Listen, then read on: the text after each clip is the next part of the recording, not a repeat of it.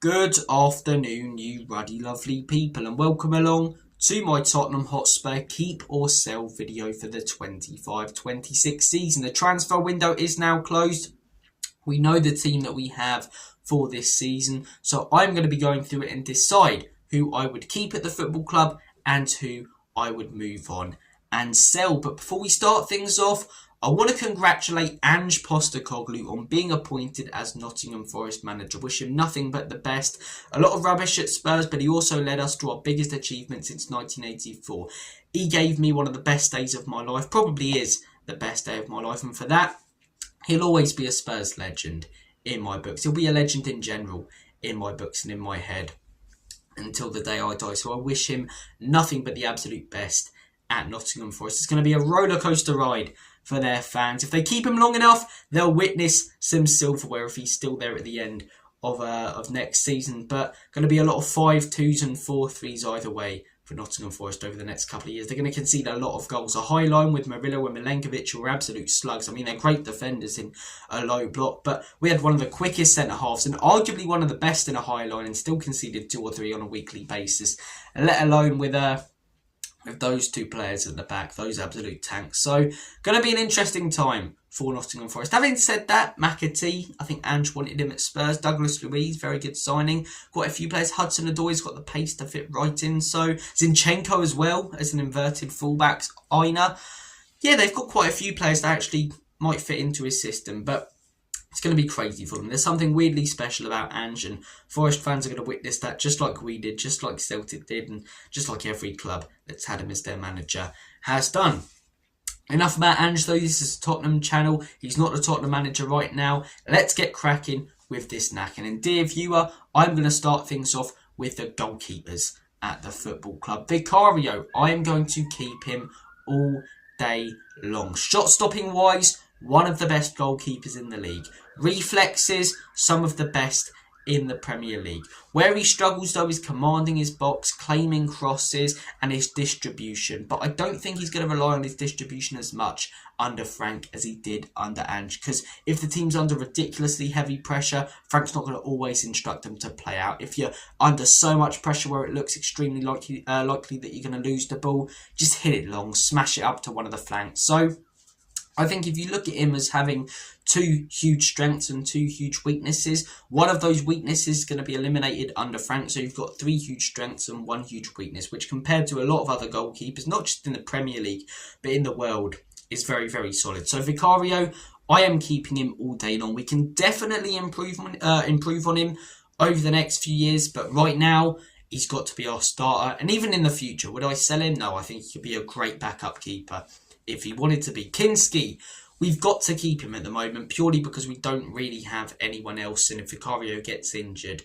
we can't rely on the next man, Brandon Austin, who I would sell on. I think our fan base are very, very kind to a lot of youngsters that come through the academy. They're going to make it at some point. I think we have to cut our losses at some point with a lot of these players. Austin played well in that Newcastle game last season, but I don't see him doing it at Spurs, so I would sell him. Not even loan for me. Sell him to a championship club. If he does really well, maybe buy him back later, but I think it would benefit him and Spurs. He's not going to get any game time at Spurs. It's not going to help him develop. He's been at the club for years, hasn't really broken in at all to the first team, apart from when our goalkeepers were just obliterated with injuries in that Newcastle game. So Austin for me, sell. Those are the goalkeepers done. The massive, humongous list of goalkeepers. We've just about managed to get through them. I need a coffee after that, honestly. Now, on to the defenders. Radu Dragazin, I would sell him. He's had enough time to prove himself to me, and I don't think he's good enough. He's not even one of those, he's always consistent, When he does play, and he plays well, he's very solid, but he's very capable of having a poor game. So, for me, if you're an inconsistent player, to be at a top club like Tottenham, when you're playing well, you need to be on it. You need to be 9 or 10 out of 10s, and he's never that. When he's on it, he's 7 out of 10s. When he's off it, 4 or 5 out of 10s. And for me, he's just not good enough. Signed him the other January a couple of years back and he hasn't shown enough. Got sent off in a big game last season against Karabakh. Whenever I've seen him play, I've not been that impressed. His agent is a bit of a wally as well. Yeah, Radu Dragazin, sell for me. Kevin Danzo, keep all day long. I will not stand for any Kevin Danso flack. What I was just saying there about Dragutin, right? Inconsistent. It's the opposite with Danso. Always 7 out of 10. Always 7 out of 10. He's like the new Ben Davies, and he is a very, very useful squad player. Maybe not a starter, but if you get a couple of injuries, someone like Danso to come in, he's just going to guarantee you a 7 out of 10 every week. He's a solid defender. Does he do anything fancy with the ball? No, but he's a centre-back, and in a Frank system, we don't require him to be as good on the ball as other players in forward positions, you know? He does the basics very, very well. His heading is fantastic. He gets his head on pretty much everything. He can fit into a back three very, very well. His positioning is very good. He's just a very solid, you know, does the job defender. And for me, I really like those type of players. Hence why I always backed up Davies when people were throwing him into the same conversation and talking about Dumb and Dumber and Dyer and Sanchez. It's like, nah, Davies was way more consistent and way better than those. So, Kevin Danso, keep for me. Destiny Udogie, I'm going to say sell, you know. I'm going to say sell. He's been at Spurs for 2 years, right? And he's had some fantastic spells. But he's very injury prone. We've seen that. And that isn't just an Ange thing. He's very, very injury prone. For me, playing more out wide as well, under Frank, he can be better than he was under Ange when he was inverting, but I don't think he's really got the pace to beat his man out wide if he does, you know, play more as a wing back or a full back instead of a false back. I think he's got a great amount of strength, but is full back now in the modern game one of those positions where you need that? His crossing, I don't think is fantastic, and defensively he's okay. But I think there's another player who we'll get onto in a second who can play that position who is phenomenal defensively. One of the best 1v1 fullbacks in the league. I don't think Udogie's that. I think defensively okay, going forward, not that great. I look at the start that he made at Spurs, fantastic. But since those first 8 to 10 games under Ange, I've not really been impressed with Udogie at all. So a bit of a controversial one here. I'm going to say sell. He's a young lad. He's got time to develop. And if we keep him at Spurs, it's not one that I'm going to be complaining about, you know, because he definitely isn't deadwood and he can be a good squad option. But for me, especially under Thomas Frank, we can look for a lot better. And I think you can get a very good price for him. Maybe 50 million, something like that. So Destiny Udogie, I'm going to say sell. Christian Romero at the beginning of the summer, I would have said sell because I think you could have got a great price from him and it looked like he wanted to leave Spurs, but he signed a new contract at the club and I think that feels as good as a new signing. So I'm going to say keep Romero all day long. Against the lower teams, he needs to start stepping up a lot more. Your bottom half of the table teams or your teams that are finishing 8th, 9th, you know, your Bournemouths, your Crystal Palaces, your I'm struggling to think of other mid-table teams now. Your why can't I think of mid-table Wolves, you know? Teams like that. Romero's never that great against these sides. Your Fulhams, Brentfords. But then against the big teams, especially when we're sitting in, unbelievable. Unbelievable. Even though it's a pre-season game against Arsenal in pre-season. Unbelievable. Against PSG. Unbelievable. Against Burnley? Alright. Against Man City? Unreal. One of the best centre-back performances this season. Even last season, right? If you compare it to all of his performances last season, every other centre-back in the league's performances last season, it's one of the best centre-back performances in the Premier League over the last few years. But then against Bournemouth, poor. So he needs to be more consistent. But what was I saying earlier about Dragutin? If you're not an unbelievably consistent player, when you're on it, you have to be phenomenal. And Romero is. He's a big game player. That's why he's won multiple international trophies with Argentina. That's why he's a World Cup winner, a 2-time Copa America winner, and every time we come up against big sides, you want Romero in that back line. He's a bit of an old school player in the sense that he gets in the face of opposition players, winds them up, really backs himself. It's not arrogant, it's confident. So Romero, for me, all day long, keep. Needs a bit more consistency. Maybe down the line I'll be open to selling him, but he's our captain. No wages sell him. We don't have anyone really that can come in and do anywhere near as good of a job as him, especially against the big side. So if he can start stepping up against your Bournemouths, your Crystal Palaces, that's when I start to say he's world class. Don't think he's world class, but he's a very, very good centre back. So Christian Romero, keep all day long. Mickey van der Ven, keep a few question marks around Mickey. How would he fit in under Frank? You know, he's not going to have to use his recovery pace as much, which is one of his big attributes. He's fitting right. He's fitting all right. He's been fantastic in these first few games of the season. He was fantastic last season, the season before. Mickey van der Ven is consistently brilliant. Consistently brilliant. I'd say at Spurs, he's been better than Romero. And what a buy for 50 million. I'd say if you were to sell him on now, 90 to 100 million. So many managers would want a centre-half like that. He can do things that no other centre-half can. Running the length of the pitch to play across an unbelievable pass on the goal line for an assist. Last season against Manchester United. When have you ever seen another centre-back do that? Running like a fullback at times, you know, dribbling in and out of players. Going forward, he can be fantastic. He's great with the ball at his feet. Defensively, he's shown that in a low block, he can be fantastic. He can make great blocks. Positionally, he's always so aware, hence that he times these tackles so well.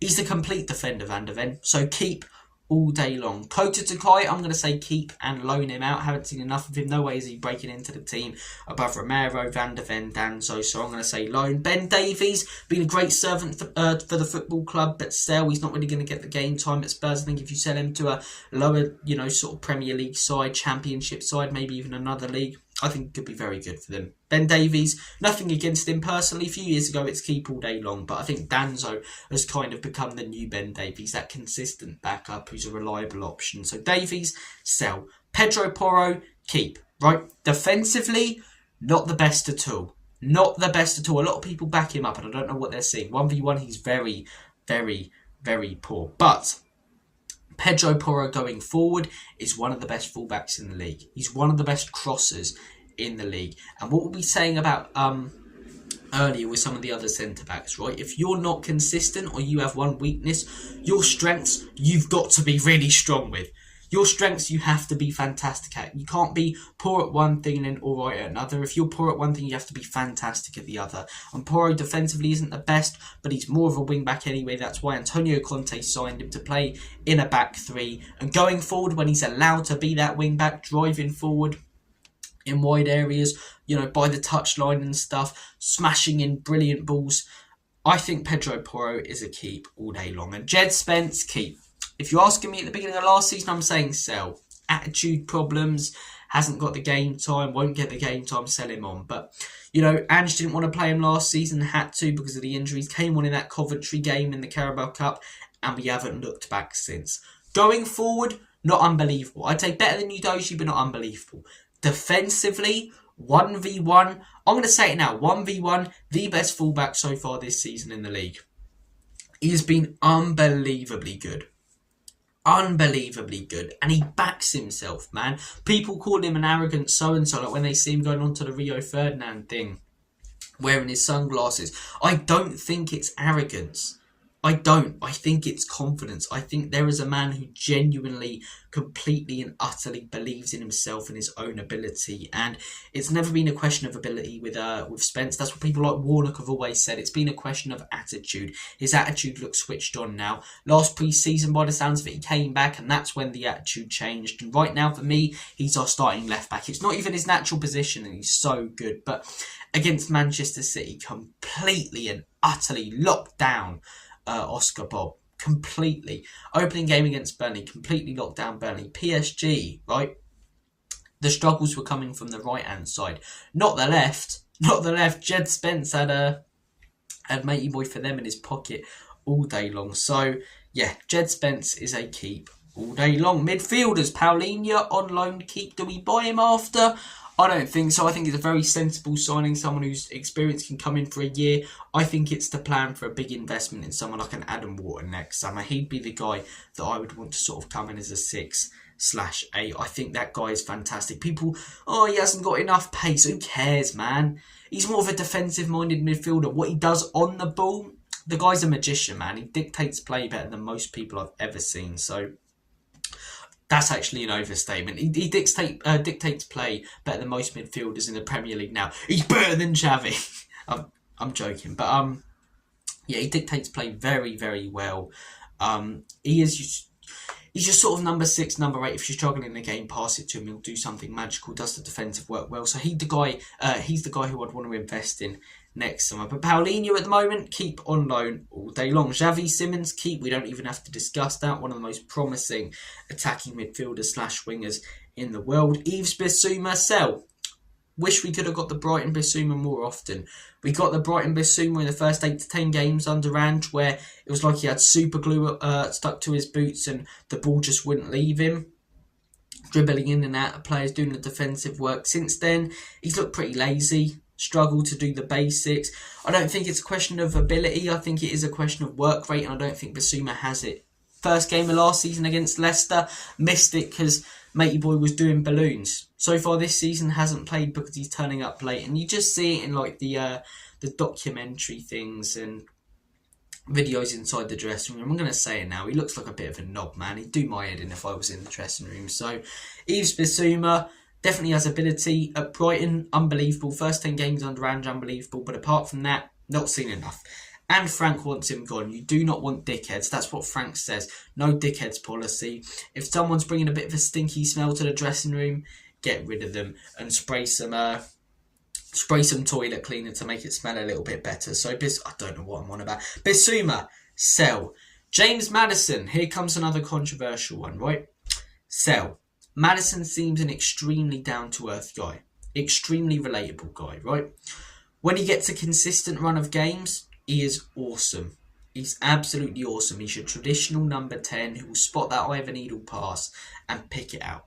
He's fantastic. He makes a lot of good runs so that the likes of Romero and Porro can play long balls to him.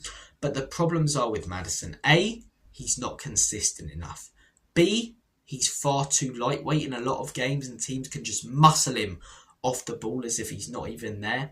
And C, he's injury prone. First one, A. Maddison is nowhere near consistent enough. When he's on it, he's fantastic, but it's not a case of, like what we were talking about with Romero, right? He is slightly inconsistent, Romero, but he is on it more than he's off it, right? That's not really the case with Maddison. A lot of games I've watched him and he's just pretty non-existent. He's ghosting. But then a lot of games I've watched him in and he's completely dictating everything. Everything is going through him. But under Thomas Frank, I think he may fit in quite well to that 4-2-3-1 system, but we haven't got him for this season. And look, is it a little bit immoral to chuck him out and sell him straight after being injured for a year? Maybe, but I think you've got to be brutal if you want to reach the top levels of sport. And for me, we've brought in Xavi Simons. He's going to be the main man in that number 10 position, the star of the team. I don't really see a place for James Maddison, even as a backup. I think you look to move him on, maybe to a lower league team, maybe to a...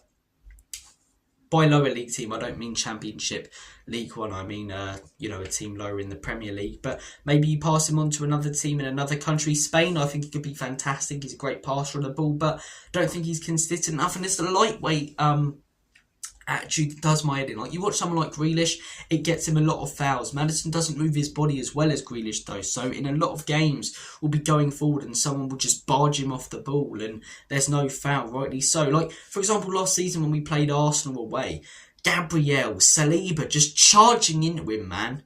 It's like, you little lightweight bitch, what are you going to do? Just staring down at him. It's just so easy for defenders and players to push him off the ball. And as I say, he seems like such a sound lad. And as a player, when he's on it, I really like watching him, right? I think the best way of putting it is he makes a team flow when he's playing well. But he doesn't play well enough. He's out for the entirety of this season. Last season, he was out for half of it. The season before, he was out for a period as well. At Leicester, he was consistently injured. They warned us about that. Hence, we got him for like 40 million. We were like, oh, this is an absolute bargain. And Leicester fans were like, yeah, we were right with selling him on. Because James Maddison, when he's good, is great. But he's injured so often that he doesn't even feel like one of our players a lot of the time. So James Maddison, brutal, but I'm going to say sell. Archie Gray, I'd want to loan him out, I'd want to loan him out. Right now, just like we were talking about with James Maddison, he seems far too lightweight, especially for that number 6 position, right? You want your number 6 to be someone like a Paulinho, in my opinion. Someone with a bit of aura, a bit of a presence in there, Someone who players are afraid to press because he'll barge them off the ball and play a simple pass and make them look like a mug.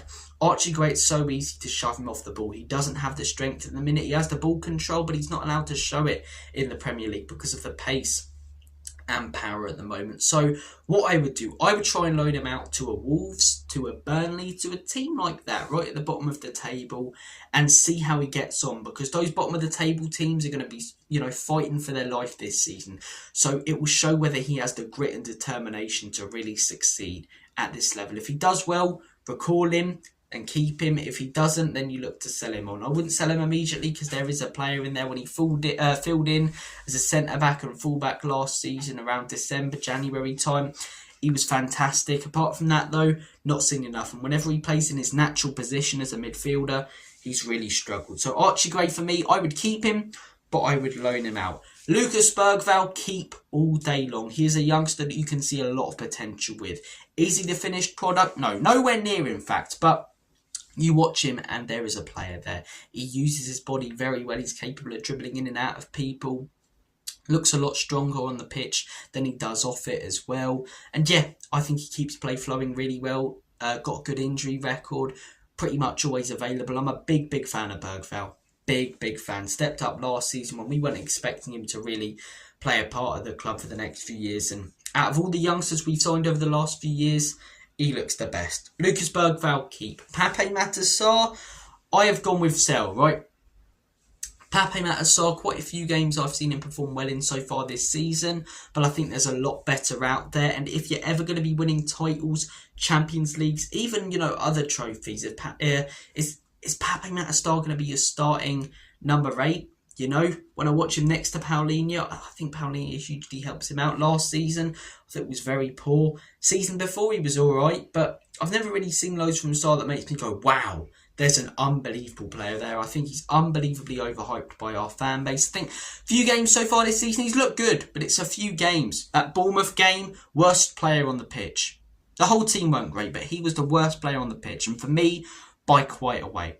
I think you've got to be looking for better players if you want to keep progressing and getting better. And for me, as a fan base, we can't keep overhyping these players, because then we allow the ownership. We even allow the manager to think, okay, maybe I'm doing something wrong and they keep these players. Pape Matar Sarr is a solid Premier League player. That's it. Has he got anything about him that's special? No. Is he unbelievably consistent? No. So for me, I would be looking to sell him on. Next summer, Rodrigo Bentancur, sell. Injury record isn't good enough. When he plays, not consistent enough. You've got to be brutal, but just like Sarr, is he going to be a player who is going to get us to the heights that we want to reach? No. If you want to keep progressing, moving forward, you've got to look for better. And there's a lot better out there than Bentancur. He's no spring chicken either, so it's not like, he'll develop and get better. No, he's sort of gone past his prime now. So Rodrigo Bentancur, I would say sell. Dejan Kulusevski, keep. It's brutal, but if he picks up another injury when he comes back in December, January time, then you have to be looking at selling him, because he is not available enough for the amount of wages that we pay for him. But for me, I think I can look past the injury this season, because there was one last season, but season before he was fit. Season before that, he was fit. He doesn't have a terrible injury record. When he's on the pitch, I think he's very versatile. He can play as a right winger, as an attacking midfielder, as a false 9, and as a number 8. There aren't many players that can play in that many positions and do it well. I think he's got a lot more strength than a lot of other players, so when we're up against those top sides trying to break on them, I think he could be a great option centrally, especially under Thomas Frank. We know how Thomas Frank likes to play transitional football, and if we have 2 quick wingers out wide, having someone like a Kulusevski in the middle, playing it to someone like a Xavi Simons in, I think keep Kulusevski all day long. Now on to the attackers. Mohamed Kudus, keep. Don't really need a conversation about this right now. Maybe in the future if he's not consistent enough. That's why West Ham fans, or some of them, were happy to sell him. But looks a real flair player, looks an exciting player, so keep. Richarlison, sell. We've got to stop overhyping these players. He has 2 good games and everyone says we don't need another striker. We do. He is not good enough. His hold-up play for the most part is pathetic. In the air, he isn't good enough, right? He puts in hard work, and one thing you can never doubt about Richarlison is that he gives 100%. But if anything, that shows why we should sell him on even more, because his 100% on the pitch in a lot of games looks nowhere near players who are at 50%. For me, you've got to look at selling Richarlison on. As I say, the work rate in general makes his ability look worse and shows that he isn't good enough. Oh, he's Brazil's starting number 9. That's more a reflection on how bad Brazil have been and how much they've fallen when it comes to developing natural strikers than it is Richarlison being outstanding. If they had someone else, he'd be nowhere near that team, let alone or he'd be nowhere near that squad, let alone the team. Richarlison, I like him. Gives 100%, giving us a lot of great moments at Spurs, but first season, unbelievably pathetic. Second season, alright, pretty average. I think he's got like 10 goals. Last season, 4 goals and a great game against Burnley. But against Bournemouth, his first touch was really poor. And I just think, yeah, we need a lot better than Richarlison. Like a lot of other players. If you want to progress, you need better players than Richarlison. And that is why someone like Kolo Muani will hopefully improve us. Kolo Muani, keep all day long. If he performs well this season, buy him. He's still quite young, got time to develop. I'm a big fan of Kolo Muani. He's a big game player. He's quick. I like him. Keep Kolo Muani. Matisse Tel, I'm going to say sell, right? A lot of people, when you criticise Matisse Tel, say, oh, he's young. That's the reason he's not the finished article. Nowhere near it, right? That's the reason I will say most young players are nowhere near the player that they will be when they get older. But I need to see something. For example, Lucas Bergvall. Is he anywhere near the player that he thinks he might be and that we think he might be in years? No. But you see something there. His hold-up play, you know, some of the shots that he takes, some of his passing, that makes me go, many other fans go, yeah, there's a player in there, you know. Even Archie Gray, he's versatile, fitted into many different positions when we had an injury crisis. Struggled in the 6, but there's room for development. I see nothing with Matisse Tel that makes me go, yeah, he can be alright for us. Nothing, right? Absolutely nothing. Oh, did well at Bayern Munich. I don't care. I'm looking at what he's done for Spurs. He's only just joined the club. No, he hasn't. He's been at the club since January. And every single game I've seen him playing, I've been extremely disappointed with him. I think he's slow for a winger. As a striker, I think he's too small and doesn't really have that pace to make up for that. In the air, I don't think I've ever seen him head the ball, let alone score with a header. I don't think he's a good crosser of the ball. I don't think he's strong enough to hold the ball up. I don't think he does anything well. And that is extremely brutal, but it's true. So that is why when people go, oh, he's young, I am not using that as an excuse for why we should keep him and why we should have spent the money that we did on him. Being young is the reason why players are nowhere near the player that they will be when they get older. That is why we make exceptions for players where we can see ability, but they're not doing it consistently enough or they're struggling with certain things. Bergvall, Archie, great. But with Matisse Tel, I see nothing that makes me go, there will be a player there. If he'd scored loads of goals, but everything else was really poor, maybe there's an argument. If his hold-up play was fantastic, but everything else was really poor, maybe you go, okay, there's room for development there. He's really good at this. Let's just work on these weaknesses. But you can't just say, let's work on his weaknesses, because everything seems to be a weakness for this guy at the minute. The one thing I will give him a lot of credit for is his mentality. Frank leaves him out the Champions League squad. A lot of players at a lot of other clubs, Man United, for example, are out doing an interview the next day, dragging down the club, stinking out the dressing room. The guy's put his head down, gone, okay, I need to work myself. I need to improve myself. And I hope he proves me wrong. I have nothing against him personally. The people who do and the people who attack him personally. We heard about the racist abuse after the PSG game. It's needless and it's disgusting. Purely as a football player, though, I see nothing that makes me go, there's potential there. So Matisse Tel for me is sell all day long. Brennan Johnson, sell. Like a lot of other players, you want to be reaching that top level, you've got to move him on. I don't see him as a good squad player in the future. Give him credit where it's due for the goals. Give him credit where it's due for the goal in the final last year. As a striker, you take just the goals. But as a winger, I want to see a little bit more. He's one of the worst 1v1 wingers in the league. He never takes on his man. And he makes it so easy for opposition teams to limit us because they're thinking, if we put 2 or 3 players on Simmons and we put 2 or 3 players on Kudus, we're going to have to worry about when Johnson has the ball because it's not as if he's going to take on his man or try and cross it or try and play a fantastic pass. He'll just play it backwards or sideways and safely. His finishes are good. A lot of them are tap-ins. Fair play to him for making the runs in behind. And hence why I think you can get a decent price for him. I think 30-40 million for Johnson. You've got to be taking that all day long, man. So Brennan Johnson for me, I am saying sell. Dane Scarlett, sell. What I was saying earlier about our youth players. Why do some people still think there's potential here? He's been at the club, 4 or 5 years now? When once has he stepped up, man? He's nearly 23, 24. So no excuses for academy lads anymore, man. Our academy's rubbish. We ain't producing any quality players. You compare it to like Arsenal's academy, Nwaneri, Dowman, Lewis Skelly. You compare it to Man City's academy, Foden, Palmer. You compare it to even Manchester United's academy, Kobbie Mainoo, for example. You know, Liverpool, Harvey Elliott. Who are we bringing through? Scarlett, Parrott. You know, Austin. What are these players going to do, man? Dane Scarlett, sell him all day long. He didn't do it in League One. The man's playing for Pompey in League One and he's not cutting it. The man's playing for Oxford at the bottom levels of the Championship and he ain't cutting it. Sell, man. Sell. Dominic Solanke, I see a lot of slack for Solanke and there's a lot that he can work on, but keep, man. He was asked to play 2 different roles last season. He was asked to be your out-and-out number 9 who's in the box ready for crosses, but then also asked at the same time to drop deep and do work. I want to see him under Thomas Frank because for me, for a first season, he did all right.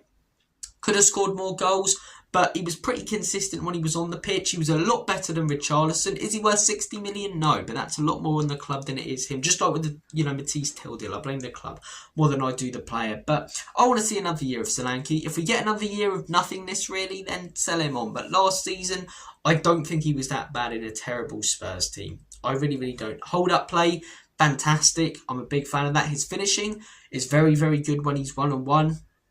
It's almost like he's in 2 roles though and he needs to choose one. And then once he chooses one, plays in that role for a period, then I'll decide whether he's good enough personally or not. But guys, I have gone through the entire team. So, time for a quick rewind. Vicario, keep. Kinski, keep. Austin, sell. Dragazin, sell. Danzo, keep. Udoji, sell. Romero, keep. Mickey van der Ven, keep. Kota Takai, keep and send out on loan. Ben Davies, sell. Pedro Porro, keep. Paulinho, keep. Simmons, keep. Bissouma, sell. Madison, sell. Gray, keep and loan. Bergval, keep. Papamatar, sell. Bentancur, sell. Kulusevski, keep. And then the attackers. Kudus, keep. Richardson, sell. Tell, sell. Johnson, sell. Scarlett, sell. Mwani, keep. And Dom Solanke, keep. I do hope that you've all enjoyed this video. Take care of yourselves. Comment down below the players that you would keep and sell. If you don't want to do the whole team, I understand why. It takes some time. Just maybe put down 3 players that you'd like to sell and your reasons why, and 3 players that you think we must keep. Take care of yourselves, guys. I'm going to make like a banana and split. And as always and forever, come on, you Spurs.